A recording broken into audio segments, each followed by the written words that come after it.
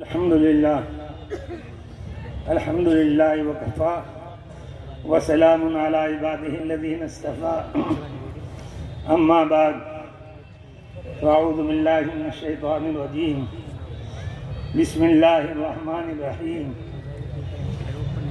يا أيها الذين آمنوا اتقوا الله ولتنظر نفس ما قدمت لغد واتقوا الله ان اللہ خبیر بما تعملون.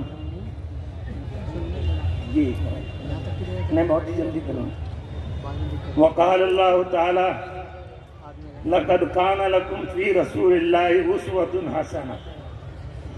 میرے محترم بزرگوں، جو باتیں مجھے عرض کرنی تھی محترم مولانا محمد عاقل صاحب دامت برکاتہم نے کھول کر کے تمام چیزوں کی طرف تشریح کر دی. صرف مجھے اتنی بات عرض کرنی ہے کہ جو قباحتیں آپ کے سامنے آئی ہیں وہ قباحتیں کچھ سوچ کر ان پر عمل کرنے کی ضرورت ہے. صرف اتنا نہیں کہ سن لیا اور ادھر اس کان سے سنا اور اس کان سے نکال دیا. آئے دن جو خرافات حضرت نے بتائی ہیں برادری میں بڑھتی ہی جا رہی. یہ پتہ نہیں کہ اللہ نے ہمیں کتنے بڑے احسان دے کر کے کتنا بڑا اعزاز عطا فرمایا، کتنا بڑا اعزاز دیا ہے. اللہ تبارک و تعالیٰ نے تمام مسلمانوں کے لیے قانون بنایا. قل ان کنتم تحبون اللہ فاتبعونی یحببکم اللہ ویغفر لکم ذنوبکم واللہ غفور رحیم. اے محمد صلی اللہ علیہ وسلم اپنی امت کو کہہ دے کہ اگر وہ یہ چاہیں کہ میرے سے محبت کریں اور میں ان سے محبت کروں تو تیری سنتوں کا اتباع کر لیں. اگر تیری سنتوں کا اتباع کریں گے تو یحببکم اللہ، اللہ پیار کرے گا. وَيَغْفِرْ لَكُمْ ذُنُوبَكُمْ، اور اللہ تعالیٰ تمہارے گناہوں کو معاف کر دے گا. ایمانداری سے آپ اتنا بڑا مجمع بیٹھا ماشاءاللہ تمام مسلمانوں کا، ہر ایک غور کر کے بتاؤ مجھے. قانون کسی نے عجیب لکھا ہے کہ بعد از خدا توئی قصائی مختصر. اللہ کے بعد میں اگر کسی کا درجہ ہے تو وہ جناب رسول اللہ صلی اللہ علیہ وسلم کا رتبہ ہے. اور آپ کے اس رتبے کو اللہ نے ہمیں مفتی میں عطا فرما دیا.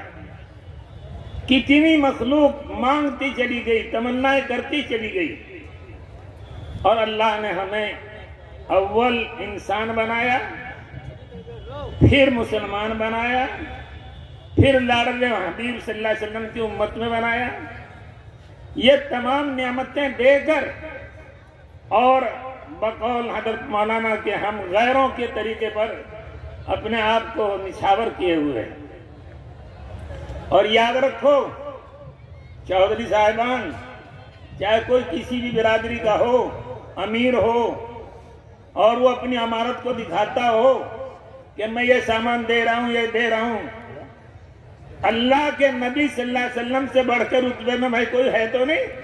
ہاتھ اٹھا کر بتاؤ، ہے تو نہیں کوئی؟ اور مالداری میں بھی آپ سے بڑھ کر کے کوئی دنیا میں ہو نہیں سکتا.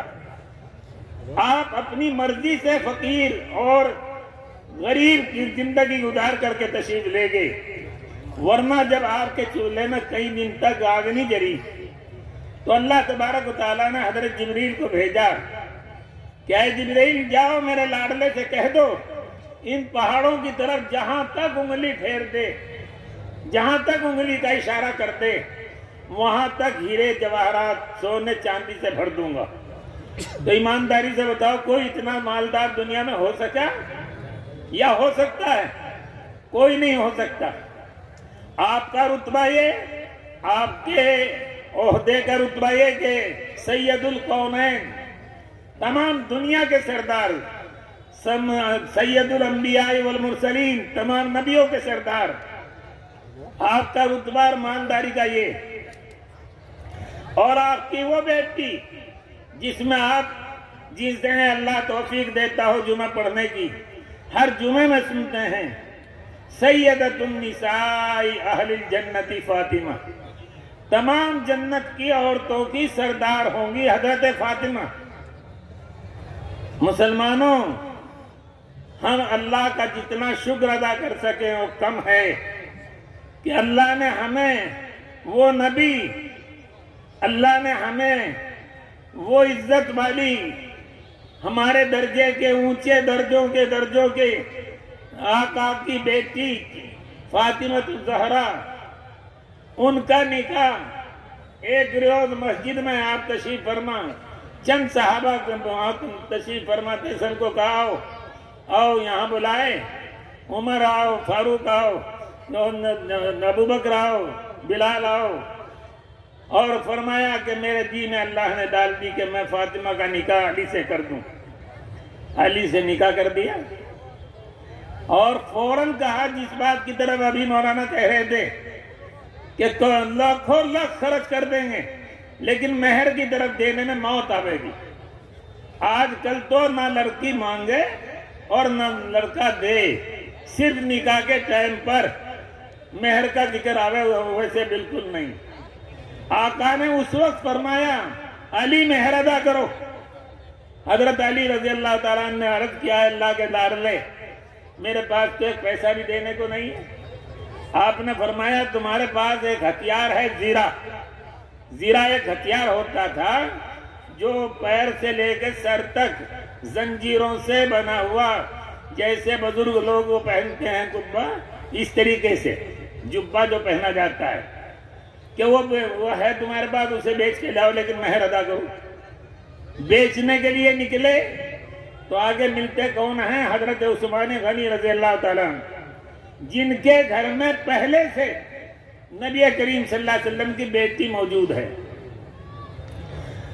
گویا ساڈھو کو بھی پتہ نہیں۔ حضرت عثمان نے پوچھا کیا بات ہے؟ کہ میرا نکاح فاطمہ سے ہو گیا، کہ پھر کہ مہر ادا کرنے کے لیے یہ بیچنے کے لیے آیا ہوں۔ تو آپ نے وہ خرید لی، 200 مانگے 400 دے دیے، اور پھر وہ زیرہ بھی ہدیہ کر دی، آ کر کے مہر ادا کر دیے۔ اور آج کل کا کیا حال ہے؟ ابھی 5 دن ہوئے، میرے سے کہا میں الحمدللہ آج تک ان بناوٹی شادیوں میں کبھی نکاح نہیں کیا، جن میں ڈھول ڈھمبے اور یہ برات گھروں میں جہاں شادیاں ہوں میں کبھی نکاح نہیں کرتا۔ ایک بیچارے بہت دور کے آدمی مودی نگر، وہاں کیا کہ آپ کو نکاح پڑھانا، آپ کو یہ کرنا جی، آپ کو یہ کرنا۔ میں چلا گیا، لیکن جا کر کے دیکھتا کیا ہوں کہ ماشاءاللہ پورا انتظام، برات گھر میں عورتیں کیا مرد کیا۔ میں نے کہا لعنت، میں نکاح نہیں کرنے کا۔ تو وہ سارے چھوڑ چھاڑ کر کے بھاگ کے آئے، جی نا جی ہے، جی نا جی ہے۔ مگر اچھا 3 کلومیٹر پر مسجد ہے، وہاں چلو، وہاں نکاح پڑھوں گا۔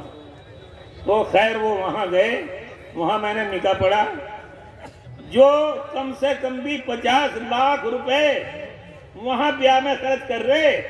اور جب میں نے یوں کہا، میں نے کہا مہر فاطمی ہوگا، تو لڑکی کا باپ بھی کہا نہیں مان صاحب اتنا کیوں کرو، اور لڑکا بھی اور لڑکے کا باپ بھی جی نہیں، اور جی 5-4 ہزار روپے کر لو، تیرا نہ سجا، یہاں تو 50 ہزار روپے برباد کرنے لگ رہا تو، اور جہاں اللہ کے نبی کے سنت بن رہی مہر فاطمی، اس میں تیری موت آ گئی۔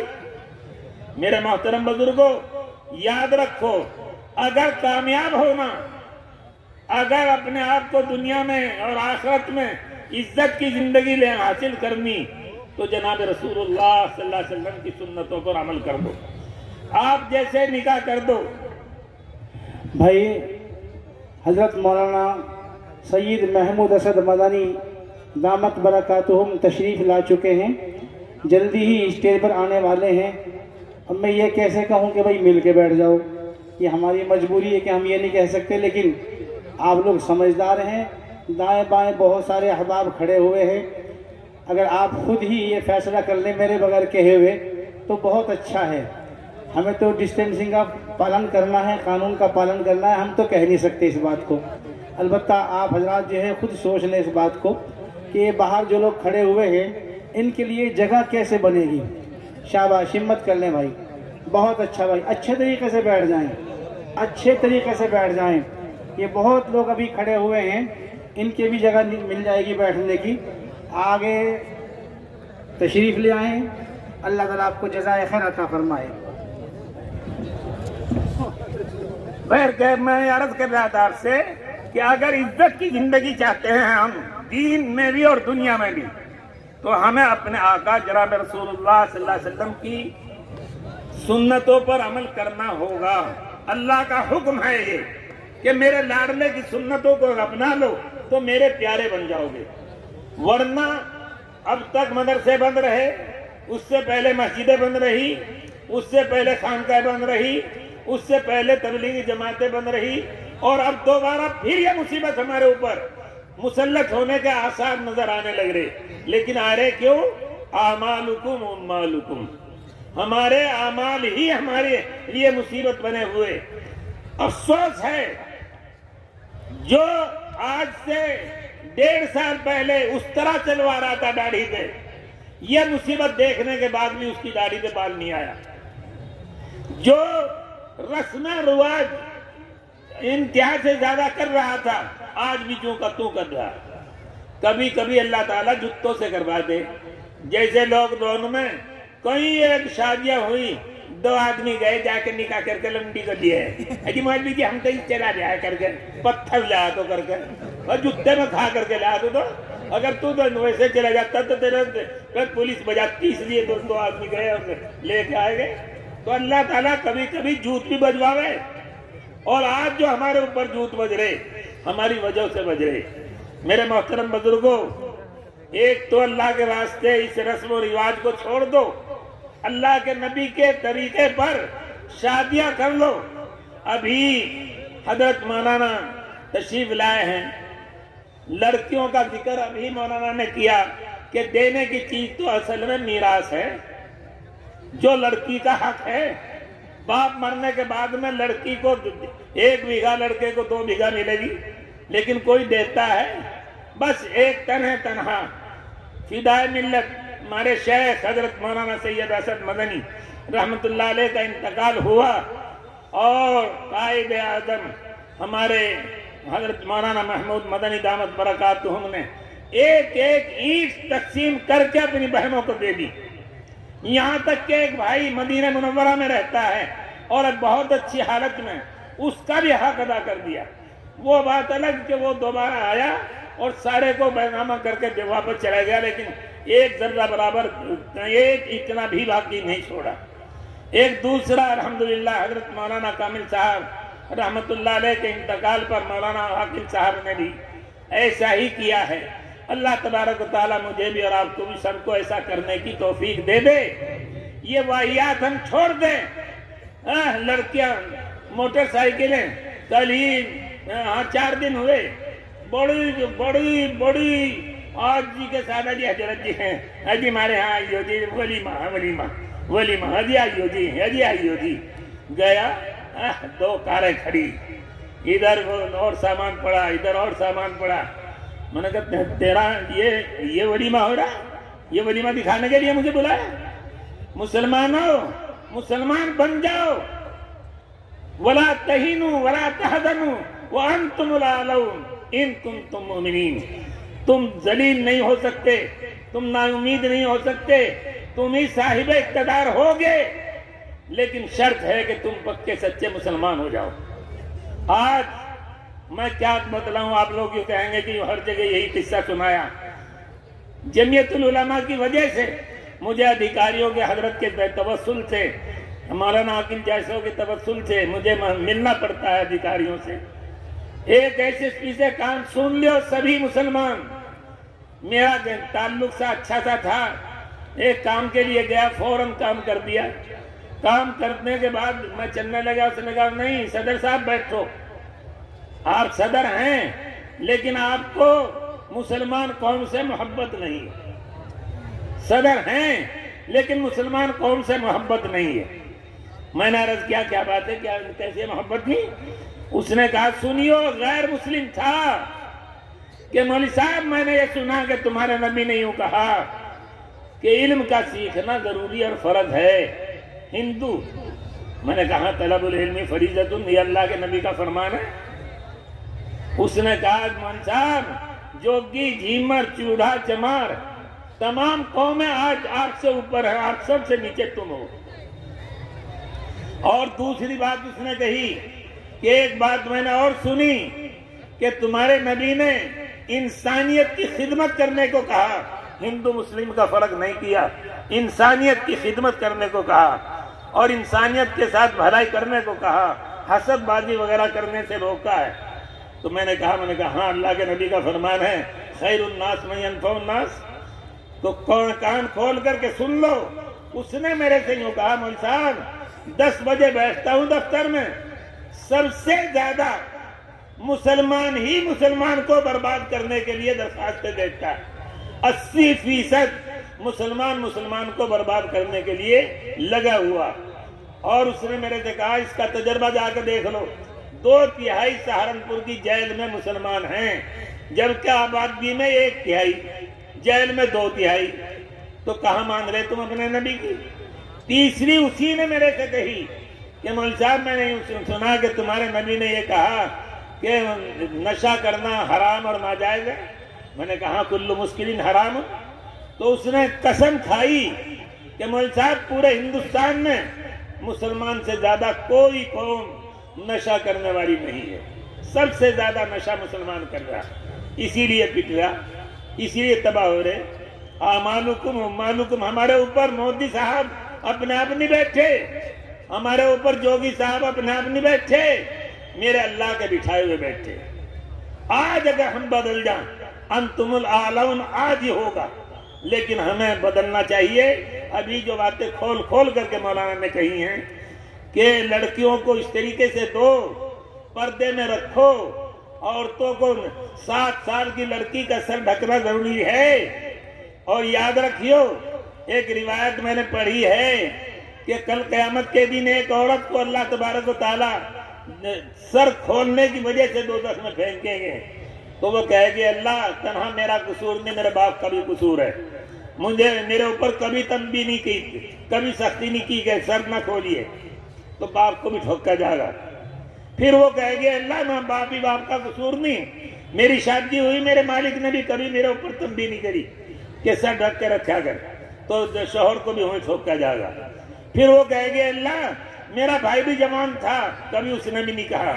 پھر میرا لڑکا بھی جوان تھا، اس نے بھی نہیں کہا. سب کو وہیں ٹھوکا جائے گا. اس اولاد کی پرواہ کر لو.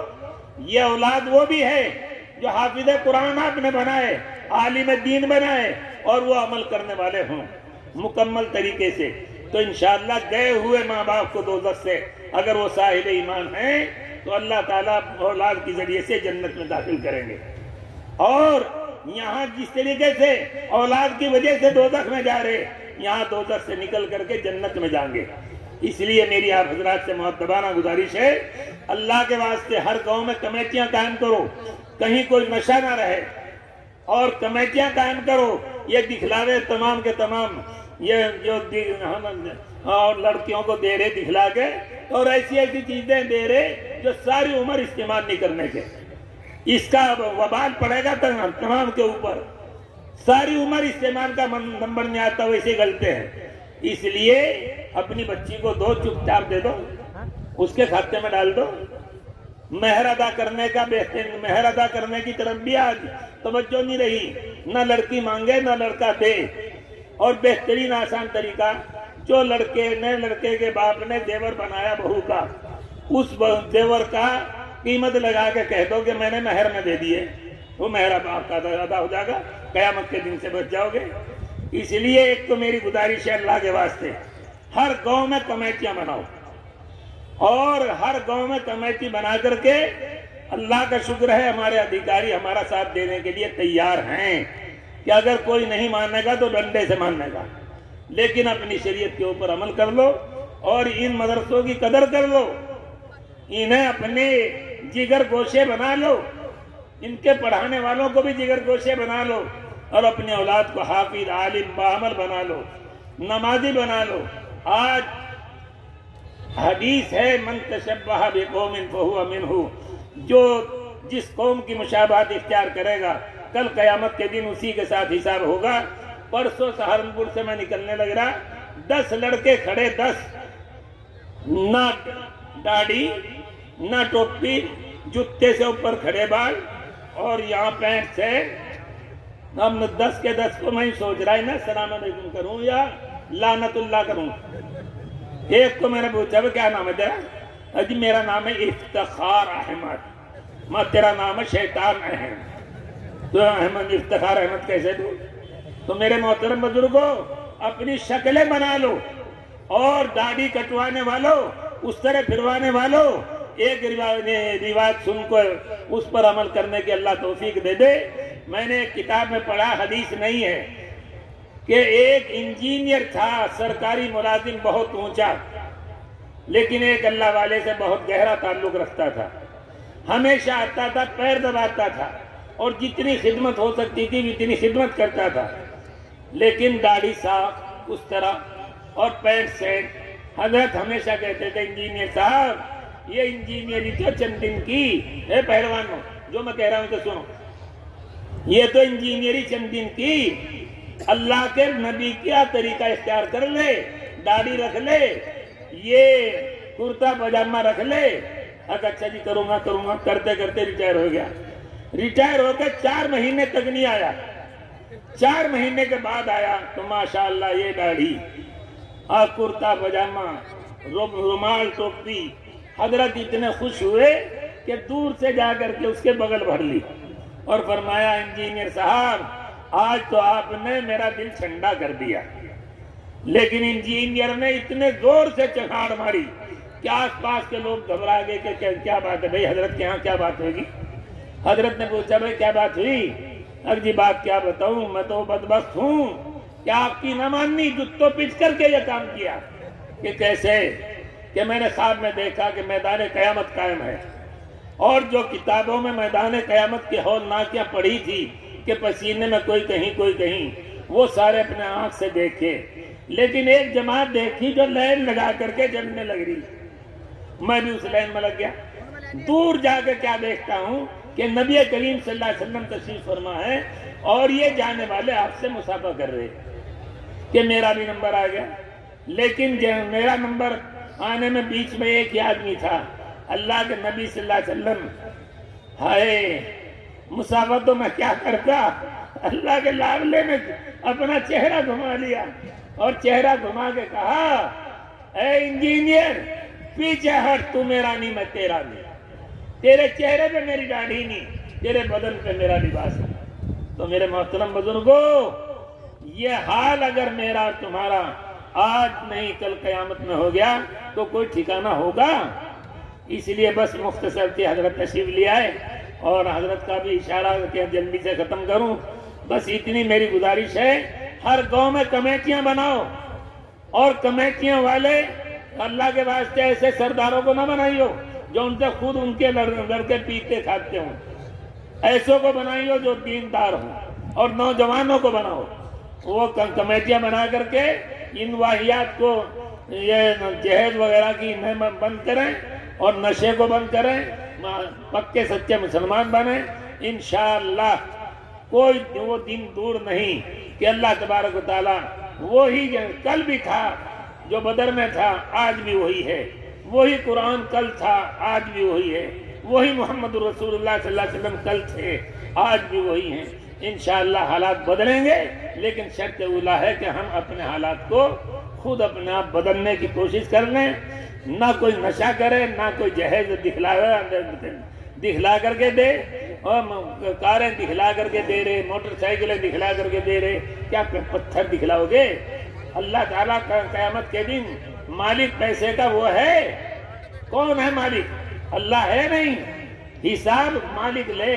میں اگر کسی کو کہوں میں بتائیے کہ آپ کہتے ہیں تو آپ فوراً کہو گے تو کہو. لیکن اللہ یہ پیر یہاں سے یہاں نہیں ہونے کا جب تک یوں نہ بتا دے کہاں سے کمایا تھا اور کہاں لگایا تھا. ماشاءاللہ.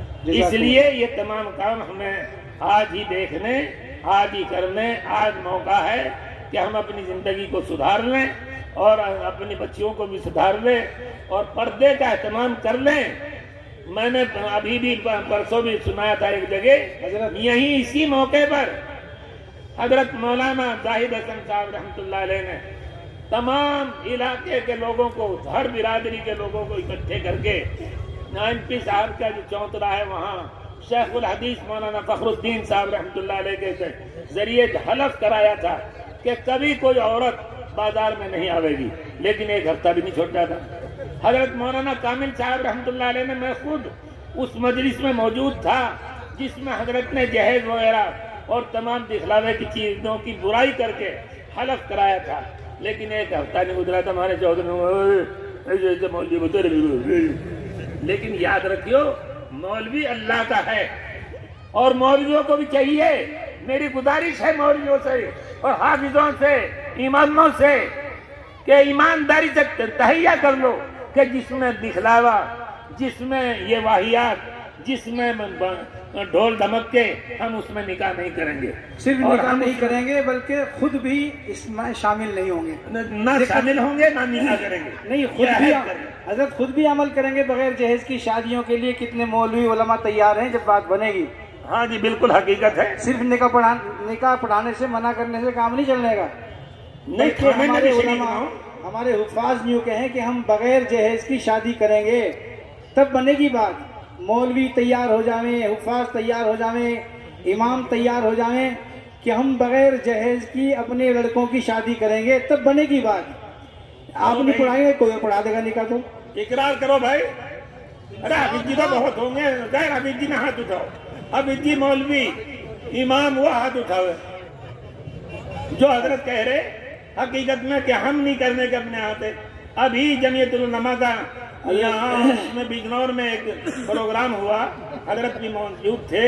ایک مولوی نے خدا کی قسم ایسے جھنجھوڑا مولویوں کو، ایسے جھنجھوڑا کہ بس تھے ہی بیٹھے رہ گئے، ورنہ بیٹھنے کی بھی گنجائش نہیں تھی. ہم خود شریک ہوں، کھانے میں، پینے میں، لینے میں، دینے میں ہمیں خود شرم آنی چاہیے اور ہمیں خود رکنا چاہیے. اللہ تعالیٰ مجھے اور آپ کو سب کو اللہ کے نبی صلی اللہ علیہ وسلم کی سنتوں پر عمل کرنے کی توفیق دے دے.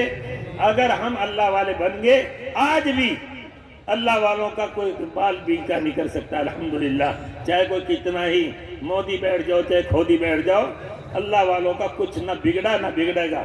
اور جنہوں نے ظالموں نے قرآن کی توہین کی ہے انشاءاللہ وہ برباد ہو کر کے رہیں گے. اس میں ہمیں حضرت نے منع کیا کہ کوئی شور شغبہ کرنے کی ضرورت نہیں. اللہ تبارک و تعالیٰ خود ہی انہیں سزا دے کر کے چھوڑے. یقیناً جو اللہ کے قرآن کی توہین کرے گا وہ نہ آج تک بچا اور نہ بچے گا. ہمیں اس کی ضرورت نہیں. وَمَا لِنَا إِلَّا الْبَلَاغُ.